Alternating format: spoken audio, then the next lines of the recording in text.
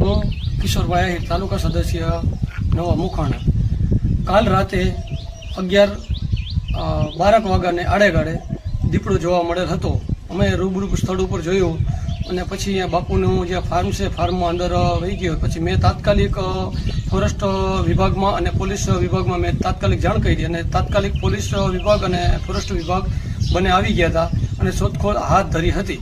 અને મેં ગામ લોકો અને વાડી વિસ્તારમાં જે મજૂરો છે એને સૂચના આપી દીધી કે બધાએ સાવચેત રહેજો. અને અમારી બાજુમાં વાડી વિસ્તાર છે ત્યાં વસવાટ માણસ કરે છે એને પણ મેં જાણ કરી દીધી હતી કે તમે રાતે બધા સાવચેત રહેજો અને ધ્યાન રાખજો કે ભાઈ ગામમાં અત્યારે દીપડો આવ્યો હતો.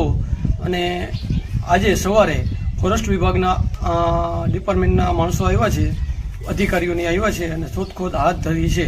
અને બીજું એવું જાણવા મળેલ છે કે ક્યાંય કોઈને નુકસાન કરેલ નથી. હજી બધે તપાસ કરી લીધી છે, ક્યાંય નુકસાન નથી કરી હજી, બરાબર છે. અને અત્યારે શોધખોળ હાથ ચાલુ છે.